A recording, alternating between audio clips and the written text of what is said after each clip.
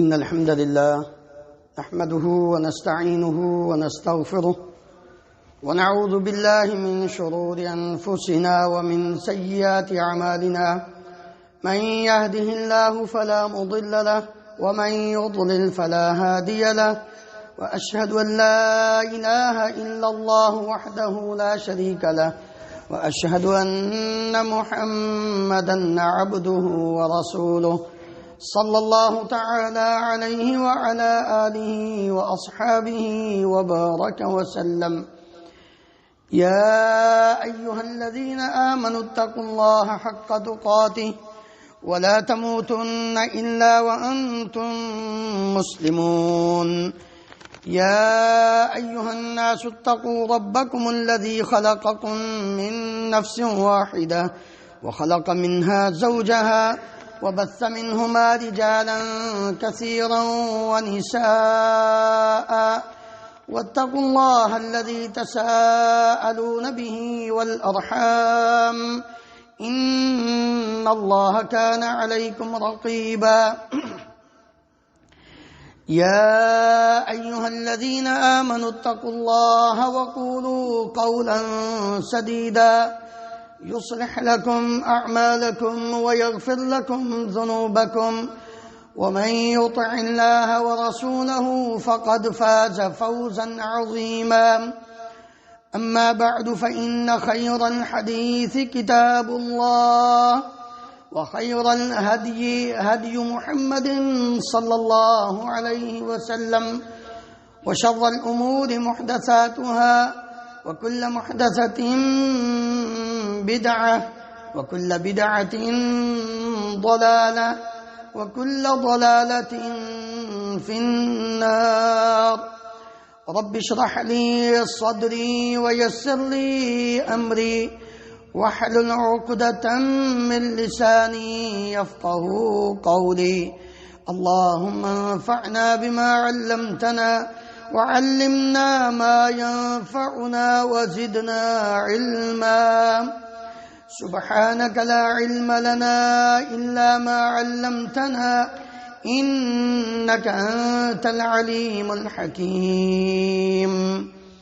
رب أوزعني أن أشكر نعمتك التي أنعمت علي وعلى والدي وأن أعمل صالحا ترضاه وأصلح لي في ذريتي إني تبت إليك وإني من المسلمين.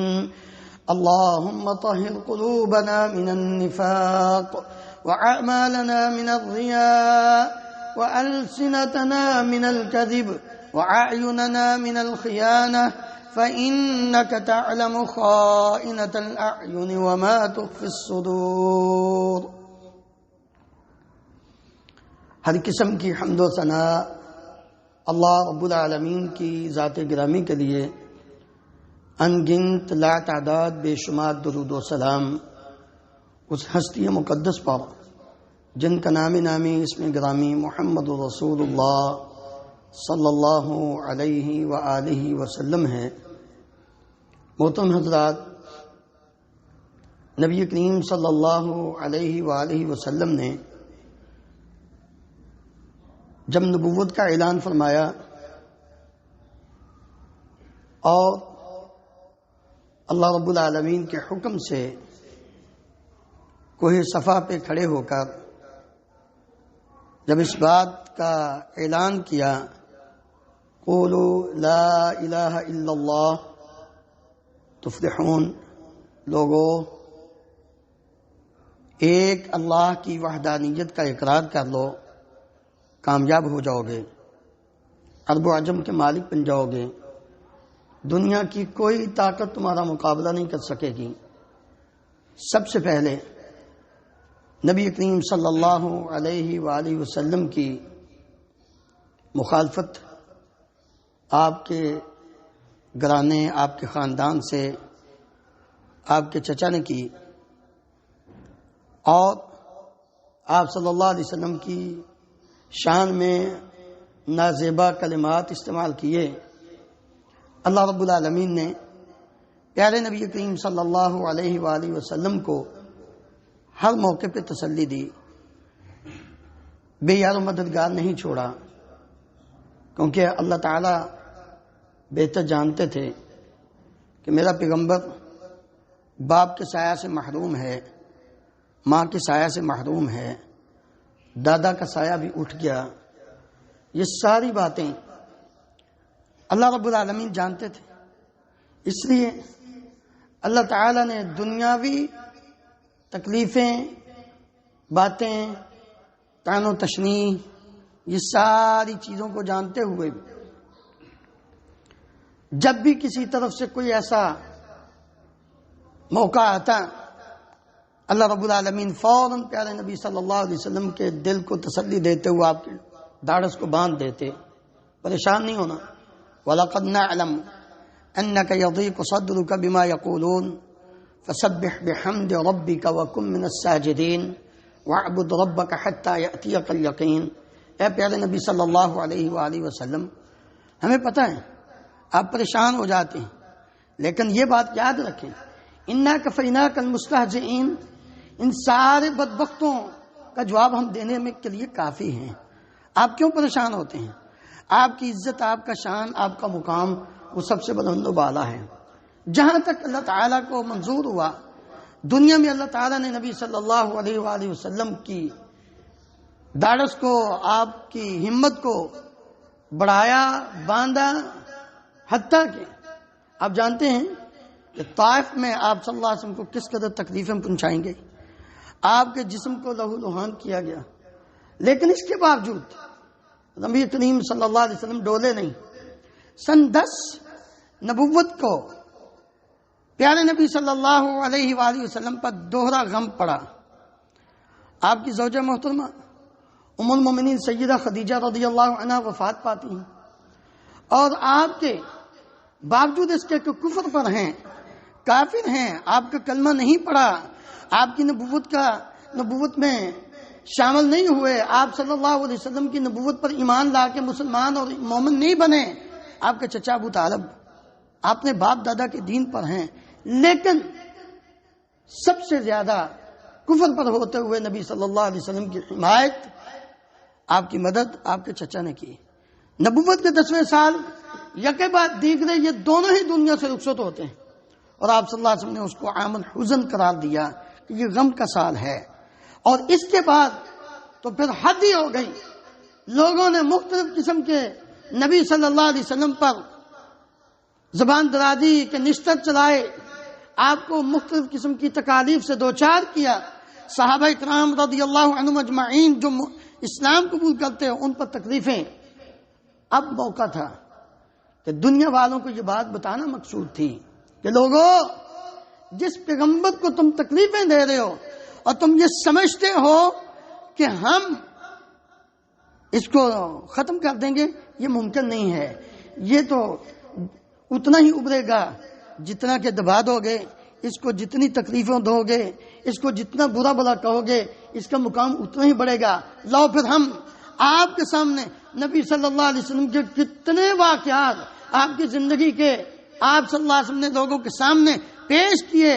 چاند کو 2 ٹکڑے کیا، نبی صلی اللہ علیہ وآلہ وسلم نے پتھروں کو کلمہ، وہ ان کے ہاتھ کے اندر ٹینکریوں نے کلمہ جب پڑھا تو پتہ چلا کہ یہ پیغمبر ہیں ستون نبی کریم صلی اللہ علیہ وسلم۔ آپ صلی اللہ علیہ وسلم نے فرمایا، میں جانتا ہوں نبوت سے پہلے بھی کہ مکے کے اندر جو درخت مجھے سلام کرتے تھے، یہ سارے واقعات آپ کی شان، آپ کی عزت، آپ کے مقام پہ تھے، لیکن ایک حد ہوتی ہے، ایک وقت ہوتا ہے، ایک لمٹ ہوتی ہے۔ جب انسان اس سے کراس کرتا ہے تو پھر اس کا صبر کا پیمانہ لبریز ہو جاتا ہے۔ اب وہ وقت آ گیا کہ اللہ رب العالمین نے فرمایا دنیا کے تمام انسانوں کو یہ بتانا مقصود تھا، بعد از خدا بزرگ کوئی قصہ مختصر۔ اب یہ وقت ہے کہ اب نبی کریم صلی اللہ علیہ وسلم کی شان اور عظمت کو اس قدر بلند کروں کہ ساری دنیا پیارے نبی صلی اللہ علیہ وسلم کے قدموں کے نیچے اور میرا پیغمبر سب سے اونچا ہو جائے۔ اللہ رب العالمین نے نبوت کے 12ویں سال ہجرت سے 1 سال قبل نبی کریم صلی اللہ علیہ وسلم کو فرمایا کہ اے پیارے پیغمبر، اب کچھ عرصے کے لیے ہمارے پاس آئیے. چلیے رات کا کچھ حصہ. سبحان الذی اسری بعبدہ لیلا من المسجد الحرام الى المسجد الاقصى الذي باركنا حوله لنريه من آياتنا انه هو السميع البصير. نبی کریم صلی اللہ علیہ وسلم کو اسراء و معراج کا عظیم معجزہ اللہ تعالیٰ نے عطا فرمایا. آئیے پیارے پیغمبر، رات کو چلیے. اسراء رات کے وقت چلنا. اللہ تعالیٰ نے فرمایا اسراء ہے مسجد حرام سے مسجد اقصی تک. یہ پتہ کتنا سفر لگتا تھا اس وقت؟ 30 راتوں کا. 1 مہینے کا سفر ہوتا تھا. مکہ سے فلسطین پہنچنے کا 1 مہینے کا سفر. اور اللہ رب العالمین نے کتنے ٹائم میں؟ لیلاً، رات کا تھوڑا سا حصہ، پوری رات بھی نہیں، بالکل تھوڑا سا. اب یہاں یہ سوال پیدا ہوتا ہے کہ نبی کریم صلی اللہ علیہ وسلم کو یہ کس طرح ہوا تھا؟ خواب میں ہوا تھا؟ کیونکہ بہت سارے لوگ آج بھی اس معجزے کے حوالے سے گمراہ ہو چکے. وہ مانتے ہی نہیں کہ نبی صلی اللہ علیہ وسلم کو یہ واقعہ ہوا. وہ کہتے ہیں یہ خواب ہے.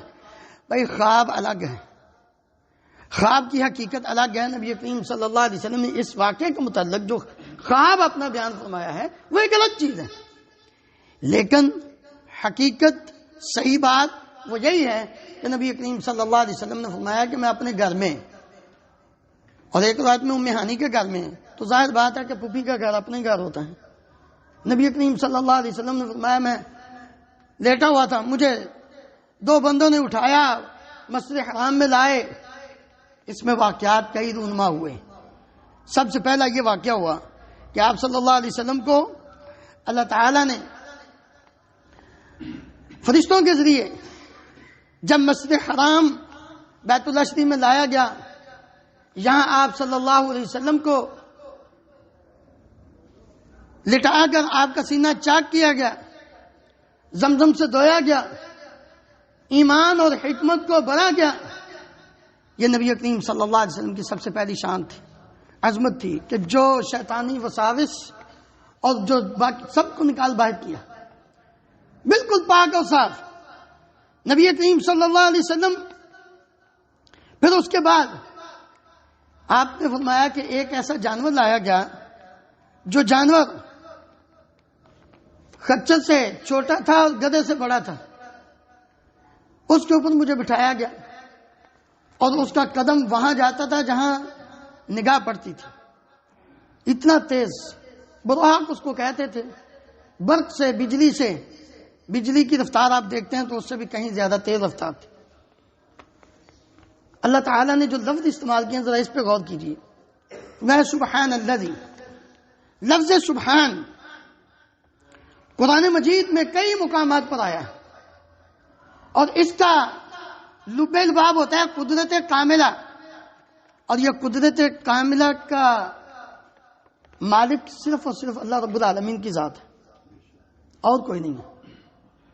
تعجب کے لیے لوگ استعمال کرتے ہیں، لیکن یہاں اللہ تعالیٰ کی جو کمال قدرت ہے اس کے اظہار پر تعجب کیا جا رہا ہے کہ کس طرح کہ رات کے تھوڑے سے، وہ 30 راتوں کا سفر جو تھوڑے سے حصے میں، اصل میں ہوا یوں تھا، مکے والوں نے نبی صلی اللہ علیہ وسلم سے بہت پہلے یہ مطالبہ کیا تھا، ہمارے سامنے آسمان پہ چڑھ کر دکھا، او ترقى في السماء ولن نؤمن لرقيك حتى تنزل علينا كتابا نقرأه قل. اس وقت بھی انہوں نے کہا تھا چلو ہمارے سامنے، ہم دیکھیں تجھے، اور ہم تیرا آسمانوں پہ چڑھنا، ہم اس پر بھی ایمان نہیں لائیں گے جب تک تو وہاں سے کوئی کتاب ہمارے سامنے نہ لے کر آئے، ہم اس کو خود پڑھیں. یہ بدبختوں نے سوال کیا تھا. اللہ رب العالمین نے فرمایا قل، اے پیارے پیغمبر علیہ الصلوۃ والسلام آپ ان سے فرما دیجئے سبحان ربی، یہ سارے کام کرنے پہ میرا رب وہ قدرت رکھتا ہے. هل كنت الا بشر رسولا، میں ایک انسان ہوں، ایک بشر رسول ہوں، میں اپنی مرضی سے کچھ نہیں کر سکتا، میں اپنی مرضی سے نہیں کچھ بھی کر سکتا. ہاں اگر اللہ چاہے. یہاں پر اللہ رب العالمین نے اسی بات کو واضح کرتے ہوئے فرمایا سبحان الذی اسری بعبدہ لیلا من المسجد الحرام الی المسجد الاقصی. ہم نے اپنے بندے کو، یہاں لفظ عبد استعمال ہوا، اگر خواب ہوتی تو عبد نہ ہوتا. کئی باتیں اس میں آ جاتی ہیں. عبد زندہ روح، روح مع الجسم. جو انسان آپ کے سامنے ہوتا ہے نا اس کو عبد بولتے ہیں، اور جو فوت ہو چکا ہو اس کو کیا بولتے ہیں؟ میت بولتے ہیں. جو زندہ ہو نظر آ رہا ہو اس کو عبد بولتے ہیں. تو اللہ رب العالمین ہم نے سیر کرائی اپنے بندے کو. اگر خواب ہوتی تو اس کا بیان کرنے کا مقصد ہی کوئی نہیں تھا. لیلاً رات کے کچھ حصے میں سیر کرا دی. یہ معجزہ اللہ تعالیٰ اپنی قدرت کو بیان کر رہے تھے. مسجد حرام سے مسجد اقصی پہنچے. نبی کریم صلی اللہ علیہ وسلم سیرت کی بعض روایات میں کہ آپ صلی اللہ علیہ وسلم نے مسجد حرام میں پہنچ کر پہلے امامت کروائی یا واپس میں رائے سے آ کر کروائی. بہرحال یہ تو بات مسلم ہے کہ نبی کریم صلی اللہ علیہ وسلم نے سارے نبیوں کو امامت کروائی ہے. وہاں آپ صلی اللہ علیہ وسلم نے فرمایا کہ میرے سامنے جبریل امین علیہ السلام 3 پیالے لے کر آئے، پانی، دودھ، شہد، دودھ اور شراب. دودھ، شہد اور شراب کا. میں نے دودھ کو اختیار کیا.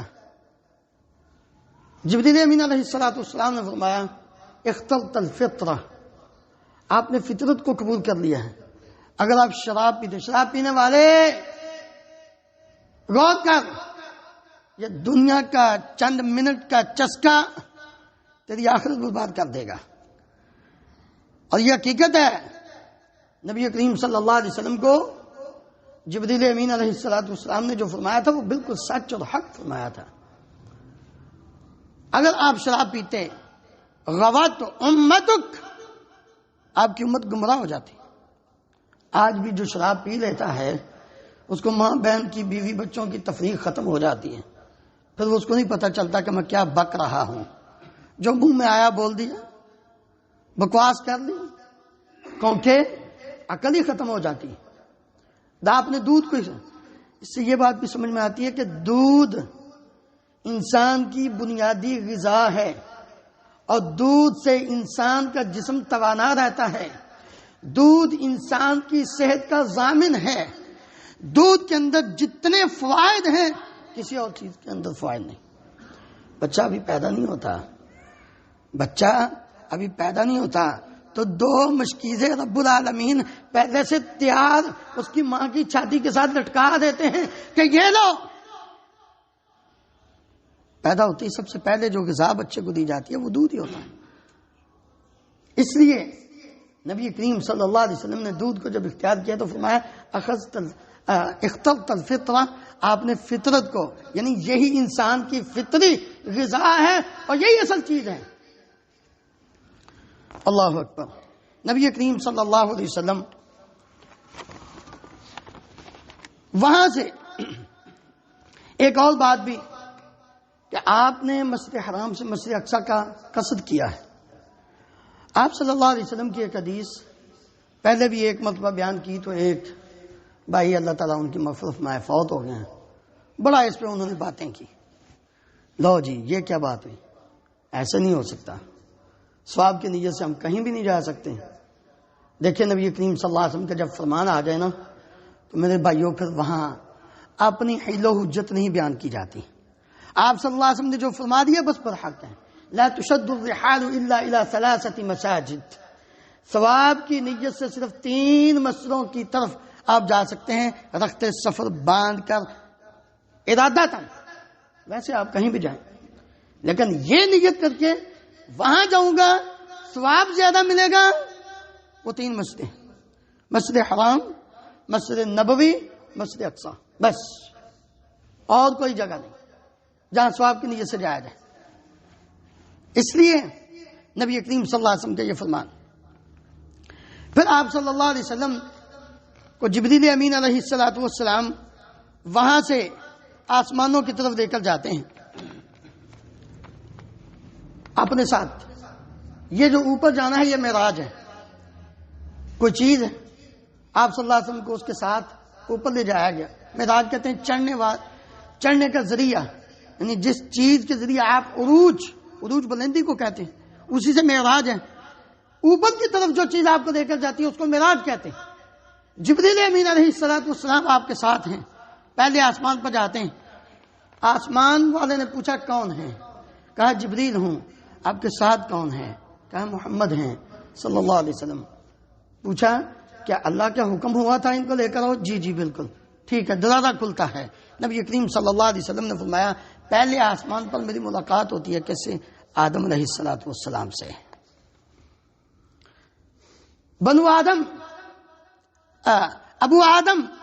ابو انسان آدم علیہ السلام کی اولاد ساری کی ساری جو ہے ان کے باپ ہیں، ان سے میری ملاقات ہوتی ہے. جبریل امین علیہ السلام نے فرمایا سلم علی ابیکا، اپنے باپ پر سلام کہو. میں نے سلام کہا، انہوں نے مجھے مرحبا کہا. مرحباً بابن الصالح والنبی الصالح، اے نیک بیٹے، اے نیک نبی، خوش آمدید ہو. نبی کریم صلی اللہ علیہ وسلم فرماتے ہیں میں نے آدم علیہ السلام کو دیکھا کہ دائیں جانب دیکھتے ہیں تو مسکراتے ہیں، بائیں جانب دیکھتے ہیں تو رونے لگ جاتے ہیں. میں نے پوچھا جبریل یہ کیا ماجرا ہے؟ کہتے ہیں یہ دائیں جانب ساری اور بائیں جانب بھی آپ کی اولاد ہے جو قیامت تک آنے والی ہے، جو موجود ہے، جو آ کے چلی گئی. یہ ساری کی ساری اولاد ان کی روحیں دائیں جانب دیکھتے ہیں تو یہ نیک لوگ جو جنتی ہیں ان کو دیکھ کے خوش ہوتے ہیں، مسکراتے ہیں. اور بائیں جانب جب دیکھتے ہیں تو وہ جو جہنم میں جائیں گے، ہمیشہ رہیں گے، ان کو دیکھ کے رونا آ جاتا ہے کہ یہ میری اولاد ہے جن سے اللہ رب العالمین نے وعدہ دیا تھا، اور وہاں تو بڑا پکا وعدہ کیا تھا. الست بربکم قالوا بلا، سب نے کہا کیوں نہیں، اور اب رب کا پتہ ہی نہیں. وہاں کہا یا اللہ تو ہی ہمارا رب ہے. حاجت روا، مشکل کشا، بگڑی تگڑی بنانے والا، اولاد دینے والا، بیماری سے شفا دینے والا، دکھ مصیبتیں سب کچھ دور کرنے والا تو ہی ہے. اور جب دنیا میں آئے اپنے پاؤں پہ کھڑے ہو گئے، 4 ٹکے کما لیے، 2 لفظ دنیا کا علم حاصل کر لیا، تو کہنے لگے نہیں فلاں بابا بھی ہے مشکل کشا، فلاں داتا گنج بخش ہے، فلاں فیض عالم ہے، فلاں الست بربکم. وہاں تو بڑے آرام سے کہہ دیا تھا، اور اب کیا ہوا ہے؟ اس لیے اللہ رب العالمین نے فرمایا پکڑو، سیدھا پھینکو اس کو. خذوہ فغلوہ ثم الجحیم صلوہ، پکڑو اس کو زنجیروں میں جکڑ کر جہنم کے اندر پھینک دو. آدم علیہ السلام جب اس بدبخت کو دیکھتے ہیں تو رونے لگ جاتے ہیں. تیرے باپ کو تو تیری اتنی فکر، تجھے اپنی فکر نہیں ہے. وہ پریشان ہو رہے ہیں. غور کر، مجھے اور آپ کو یہ سبق دیا جا رہا ہے اس میں کہ اپنی زندگی ابھی سانس ہے، دیکھ لے، اپنے آپ کو سدھار لے اور دائیں جانے والوں میں شامل کر لے. دوسرے آسمان پر جاتے ہیں. عیسیٰ علیہ السلام، یحییٰ علیہ السلام، یہ دونوں کزن ہیں، ان سے ملاقات ہوتی ہے. انہوں نے بھی خوش آمدید کہا. اور تیسرے آسمان پہ جاتے ہیں. یوسف علیہ السلام سے ملاقات ہوتی ہے. نبی کریم صلی اللہ علیہ وسلم نے فرمایا مجھے ایسے لگا جیسے پوری دنیا کا حسن جو ہے وہ اکٹھا کیا جائے تو آدھا یوسف کو دے دیا گیا. اتنے خوبصورت یوسف علیہ السلام، خوبصورت ہے، شطر الحسن، وہ یوسف کو دیا گیا تھا علیہ السلام. لیکن پیارے نبی صلی اللہ علیہ وسلم سب سے خوبصورت ہے. بے شک یوسف علیہ السلام کا حسن اپنی جگہ پہ، لیکن وَأَحْسَنُ مِنْكَ لَمْ تَرَ قَطُّ عَيْنٌ وَأَجْمَلُ مِنْكَ لَمْ تَلِدِ النِّسَاءُ خُلِقْتَ مُبَرَّأً مِنْ كُلِّ عَيْبٍ كَأَنَّكَ قَدْ خُلِقْتَ كَمَا تَشَاءُ. حسان ابن ثابت رضی اللہ عنہ نے کیا خوب بات کہی تھی. کہنے لگے اللہ کے نبی صلی اللہ علیہ وسلم آپ سے بڑھ کر خوبصورت کسی آنکھ نے دیکھا نہیں، کسی ماں نے جنم ہی نہیں دیا. ایسے لگتا ہے جیسے آپ رب کو خود کہتے تھے مجھے اس طرح کا بنو، اللہ نے اسی طرح ہی بنا دیا. اللہ اکبر. آگے چلیے. چوتھے آسمان پہ ادریس علیہ السلام سے، 5ویں پر ہارون، 6ٹھے پہ موسیٰ اور 7ویں پہ ابراہیم علیہ السلام. اللہ اکبر. درمیان میں سب کو چھوڑ کے ابراہیم علیہ السلام کی ہم بات کرتے ہیں. مسلمانوں، تم نے تو اپنا مقام پہچانا ہی نہیں. کاش تم اپنی عزت، اپنی شان، اپنا مقام جانتے تو یہ جو آج کل دنیا میں بے راہ روی کہ تم شکار ہو یہ نہ ہوتے. پتہ ہے تمہیں معراج کے موقع پہ ابراہیم علیہ السلام نے سلام بھیجا تھا. کون ہو تم؟ تمہیں بھیجا تھا.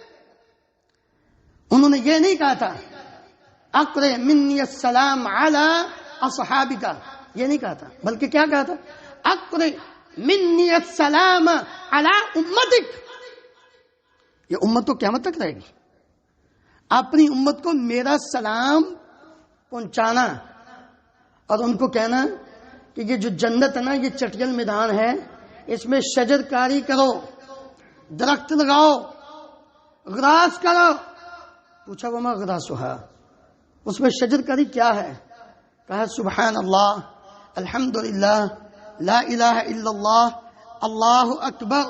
جو انسان ایک مرتبہ پڑھتا ہے جنت میں ایک درخت اس کے نام کے ساتھ لگا دیا جاتا ہے. یہ ہے تمہارا مقام. پھر نبی کریم صلی اللہ علیہ وسلم کو مختلف چیزیں دکھائی گئی، جہنم دکھائی گئی، جنت دکھائی گئی. یہ ساری باتیں کیوں؟ اس لیے کہ جو انسان آنکھ سے دیکھ لیتا ہے، جو انسان اپنی آنکھ سے جس چیز کو دیکھ لیتا ہے وہی انسان حقیقت میں وہ اس چیز کا احاطہ کر سکتا ہے. حق الیقین اپنی جگہ پہ، لیکن عین الیقین جب انسان کر لیتا ہے تو پھر کچھ جھٹلاتا نہیں. حق کسی کے سامنے بیان کرو بسا اوقات مان لیتا ہے، بسا اوقات نہیں مانتا. لیکن جو انسان خود اپنی آنکھوں سے دیکھ لے پھر اس کو کوئی بتائے وہ کہتا ہے ہاں ہاں میں نے دیکھا، مجھے پتا ہے، اس میں کوئی شک نہیں. نبی کریم صلی اللہ علیہ وسلم کو بہت ساری چیزیں دکھائی گئیں. اللہ اکبر. آپ صلی اللہ علیہ وسلم کو عمدہ خوشبو آئی. پوچھا یہ خوشبو کس بات کی ہے؟ کہا یہ بنت فرعون کی بیٹی کو کنگھی کرنے والی جو خادمہ تھی، خاتون، وہ ہے. وہ کون ہے؟ وہ موسیٰ علیہ السلام پر ایمان لے آئی تھی. فرعون نے لوہے کی کنگھی کے ساتھ اس کے جسم کو نوچ دیا تھا. اس نے ایمان سے روگردانی اختیار نہیں کی تھی. اللہ رب العالمین نے اس کا وہ مقام کتنے 100 سال بعد نبی کریم صلی اللہ علیہ وسلم اس دنیا میں آتے ہیں، پھر آپ معراج پہ جاتے ہیں تو آپ کو اس کی وہ ایمان کی جو خوشبو ہے وہ سنگائی گئی کہ اتنا ایمان مضبوط تھا اس کا. یہ ہمیں بتایا جا رہا ہے کہ لوگوں خیال کرو، خیال کرو. تم کانٹا چپ جائے مسجد میں نہیں آتے. ان کے تو جسموں کو، جسم سے گوشت کو الگ کر دیا جاتا تھا. نبی کریم صلی اللہ علیہ وسلم سے صحابہ نے کہا یا رسول اللہ بڑی تکلیفیں آ رہی ہیں، دعا کریں اللہ تعالیٰ سے آسانی فرمائے. اب میں اتنی جلدی گھبرا گیا. اور تم سے پہلے جو لوگ تھے نا ان کو زمین میں گاڑ کر ان کے اوپر آرا رکھ کے 2 حصوں میں چیر دیا جاتا تھا. لوہے کی کنگھی سے ان کے جسم سے گوشت کو نوچ لیا جاتا تھا. وہ تو نہیں ڈگمگاتے تھے. اللہ اکبر. نبی کریم صلی اللہ علیہ وسلم نے دیکھا تانبے کے ناخن ہیں.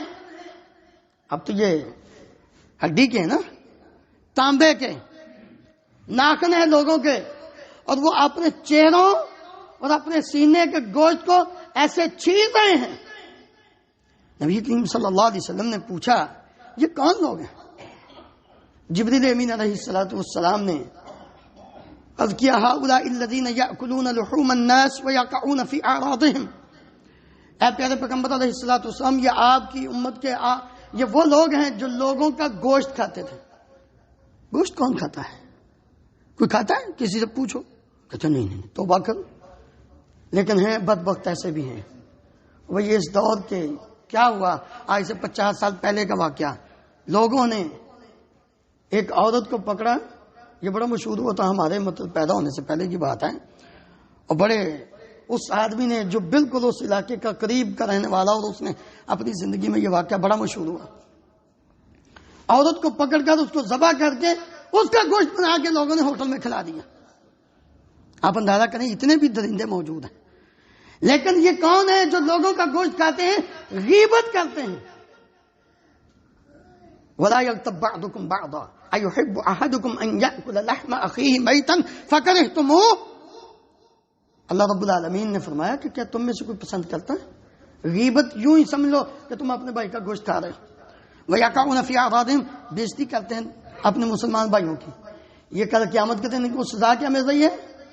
یا اپنے لوہے کے تانبے کے ناخنوں سے اپنے چہرے کو اور اپنے جسم کے گوشت کو نوچے۔ ایک اور واقعہ نبی صلی اللہ علیہ وسلم نے دیکھا کہ آگ کی کینچی ہے، ہونٹ کاٹ رہے ہیں اپنے ہونٹ آگ کی کینچی سے، لوہے کی نہیں، تانبے کی نہیں۔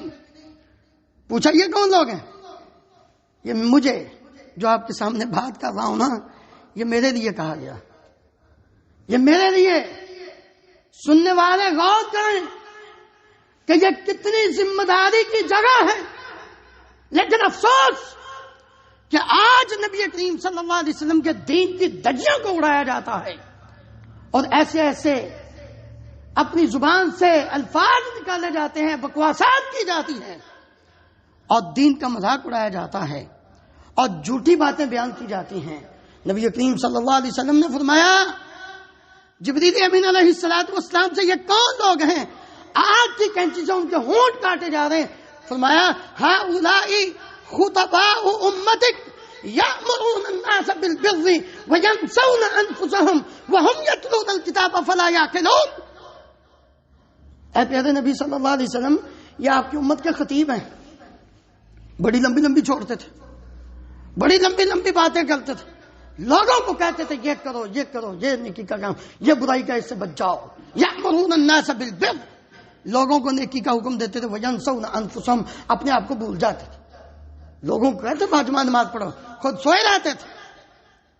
رات کو تقریر کی، صبح فجر کی نماز ضائع۔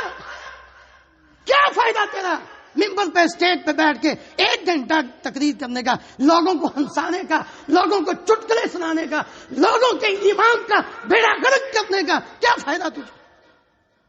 کبھی نہیں تو نے سوچا کہ تم کر کے کتنے عظیم منصب پہ کھڑے ہو، تمہیں جو رب العالمین نے مقام دیا، عزت دی ہے، تم کیا کر رہے؟ ہؤلاء خطباء امتک، یہ تیری امت کے خطیب ہیں جو جھوٹ بولتے ہیں۔ من کذب علی متعمدا فلیتبوأ مقعدہ من النار، نبی صلی اللہ علیہ وسلم نے فرمایا جو جان بوجھ کے میرے اوپر جھوٹ بولتا ہے وہ اپنا ٹھکانہ جہنم میں بنائے۔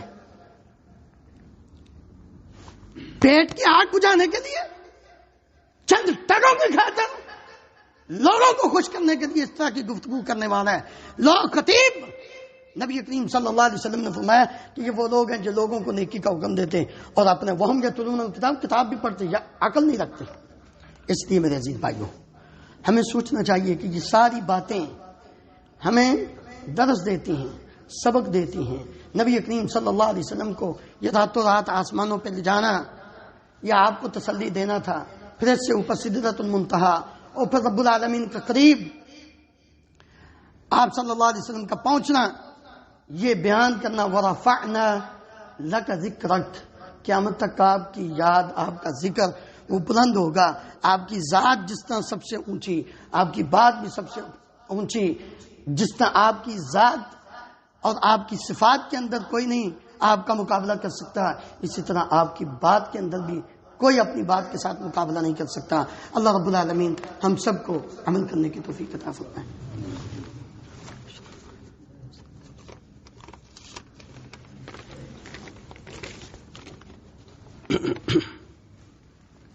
إن الحمد لله نحمده ونستعينه ونستغفره ونعوذ بالله من شرور أنفسنا ومن سيئات أعمالنا، من يهده الله فلا مضل له ومن يضلل فلا هادي له، وأشهد أن لا إله إلا الله وحده لا شريك له، وأشهد أن محمدا عبده ورسوله صلى الله تعالى عليه وعلى آله وأصحابه وبارك وسلم۔ محترم حضرات، نبی کریم صلی اللہ علیہ وسلم فرماتے ہیں کہ مجھے آسمانوں پہ لے جا کر اللہ رب العالمین نے 3 تحفے عطا کیے۔ آپ صلی اللہ علیہ وسلم کو اللہ تعالیٰ نے 3 تحفے، عبداللہ ابن مسعود رضی اللہ عنہ بیان کرتے ہیں کہ نبی کریم صلی اللہ علیہ وسلم کو اوتیا رسول اللہ ثلاثا، آپ صلی اللہ علیہ وسلم کو معراج کی رات 3 عطیے کیے۔ اوتیا الصلوات الخمس، 5 نمازیں کتنی ملی تھی؟ 50۔ میں ایک بات کرنے لگا ہوں میرے بھائیوں، ہمیں کوئی بڑا آدمی، چلو بات ختم کریں، ملک کا بادشاہ کوئی تحفہ بیچتا ہے، ہم کتنے خوش ہوتے ہیں، ہم پھولے نہیں سماتے، بتاتے پھرتے ہیں کہ یہ دیکھو یہ بادشاہ نے، امیر نواف احمد الصباح حافظہ اللہ نے یہ مجھے گفٹ دیا ہے۔ آپ پوری بلکہ سوشل میڈیا پہ آپ اپنا خوب چرچا کریں یار، بادشاہوں کے بادشاہ نے تحفہ دیا ہے، ہم نے کبھی اس کی فکر ہی نہیں کی۔ ہم کبھی خوش، چاروں نے 4 نماز پڑھ لی، ڈیلے ڈالے، خوش ہوا کریں۔ جو بندہ نماز پڑھ کے خوش نہیں ہوتا اس کو اپنے ایمان کی فکر کرنی چاہیے۔ یاد رکھو، جو نماز پڑھ کے خوش نہیں ہوتا وہ اپنے ایمان کی فکر کرے۔ کیوں؟ وَإِذَا قَامُوا إِلَى الصَّلَاةِ قَامُوا كُسَالَىٰ يُرَاءُونَ النَّاسَ وَلَا يَذْكُرُونَ اللَّهَ إِلَّا قَلِيلًا۔ منافق سست ہوتا ہے، منافق خوش نہیں ہوتا، وہ صرف دکھانے کے لیے۔ اس لیے یہ اللہ تعالیٰ کا گفٹ ہے، تحفہ ہے میرے لیے اور آپ کے لیے۔ 50 تھیں، موسیٰ علیہ السلام کے کہنے پہ کم ہوتی 5 رہ گئیں، لیکن رب العالمین نے فرمایا اب پڑھو گے 5، اجر و ثواب 50 کا ہی دوں گا۔ اور دوسرا تو وَأُعْطِيَ خَوَاتِيمَ سورۃ البقرہ، سورہ بقرہ کی آخری 2 آیتیں یہ اللہ رب العالمین نے اپنے خاص خزانے سے تمہیں یہ تحفہ دیا ہے، یہ عظیم تحفہ ہے۔ من قرأ آخر آیتین من سورۃ البقرہ فی لیلۃ کفتاہ، نبی صلی اللہ علیہ وسلم نے فرمایا جو رات کو سورہ بقرہ کی آخری 2 آیتیں پڑھ لیتا ہے کافی ہو جاتی ہیں ہر قسم کی چیزوں سے، شر سے۔ یاد کریں، خود بھی بچوں کو بھی یاد کرائیں۔ اور تیسرا تحفہ نبی کریم صلی اللہ علیہ وسلم کے صحابی عبداللہ ابن مسعود بیان کرتے ہیں کہ آپ صلی اللہ علیہ وسلم کو جو دیا گیا وہ یہ تھا کہ اللہ رب العالمین غفر لمن لم یشرک باللہ من امتہ شیئا وغفر لمن لم یشرک باللہ من امتہ شیئا، جو انسان نبی کریم صلی اللہ علیہ وسلم کی امت کا اللہ رب العالمین کے ساتھ شرک نہیں کرتا اس کو معاف کر دیا جائے گا، اس کو بخش دیا جائے گا، اس کو جنت ضرور ملے گی۔ جس نے اللہ رب العالمین کے ساتھ شرک نہ کیا ہوا اور توحید پر، عقیدہ توحید پر اس کی موت آئی، کبیرہ گناہ ہو گئے، اللہ کی مشیت ہے اللہ ویسے ہی معاف کر کے جنت میں بھیج دے، اللہ کی مرضی ہے اللہ ان کی تھوڑی بہت سزا دے کے جنت میں بھیج دے، لیکن جس نے شرک کیا اس کی کوئی معافی نہیں اگر وہ توبہ نہیں کرتا۔ اس لیے میرے عزیز بھائیوں، یہ 3 تحفے آج سے حفظ جان بنا لیں، اپنی زندگی کا حصہ بنا لیں، کبھی نماز نہ چھوڑیں، سورہ بقرہ کی آخری 2 آیتوں کی تلاوت نہ چھوڑیں، اللہ رب العالمین کے ساتھ شرک نہ کریں۔ یہی درس تھا، یہی پیغام تھا اللہ رب العالمین اپنے بندوں کو دینا چاہتے تھے، اور اسی وجہ سے ابو بکر صدیق بن گئے اور عمر بن ہشام ابو جال بن گیا، لعین جہنمی بن گیا، کیونکہ ابو بکر صدیق رضی اللہ عنہ نے نبی کریم صلی اللہ علیہ وسلم سے کوئی دلیل نہیں مانگی۔ جب آپ کے متعلق یہ پتہ چلا کہ آپ مسجد حرام سے مسجد اقصی سے 7 آسمانوں، جنت اور جہنم، یہ سب کچھ آپ دیکھ کے واپس آئے ہیں، آپ صلی اللہ علیہ وسلم نے کہا اگر نبی صلی اللہ علیہ وسلم نے فرمایا تو بالکل برحق ہے۔ اللہ رب العالمین نے فرمایا والذی جاء بالصدق وصدق به اولئک هم المتقون، اور آپ صلی اللہ علیہ وسلم نے فرمایا ابو بکر انت الصدیق، تو آج کے بعد صدیق ہے کیونکہ تو نے بغیر دلیل کے میری تصدیق کی ہے۔ اور اس کو کہا یہ ابو جہل ہے، یہ جاہلوں کا باپ ہے، اس لیے کہ اس کو سب کچھ پتہ ہونے کے باوجود بھی اس نے پھر ٹھکرا دیا ہے۔ اللہ رب العالمین ہم سب کو عمل کرنے کی توفیق عطا فرمائے۔ ان اللہ وملائکتہ یصلون علی النبی یا ایھا الذین آمنوا صلوا علیہ وسلموا تسلیما۔ اللهم صل علی محمد وعلی آل محمد کما تحب وترضى۔ اللهم اغفر لنا وللمؤمنين والمؤمنات والمسلمين والمسلمات الأحياء منهم والأموات اللهم اشف مرضانا ومرضى المسلمين، اذهب الباس رب الناس واشف انت الشافي لا شفاء الا شفاؤك شفاء لا يغادر سقما. اللهم انصر الاسلام والمسلمين، اللهم اعز الاسلام والمسلمين واذل الشرك والمشركين، اللهم اهلك النفاق والمنافقين، اللهم ارنا الحق حقا وارزقنا اتباعه وارنا الباطل باطلا وارزقنا اجتنابه. اللهم امنا في اوطاننا واجعل هذا البلد امنا مطمئنا رخاء سخاء وسائر بلاد المسلمين. سبحان ربك رب العزة عما يصفون وسلام على المرسلين والحمد لله رب العالمين.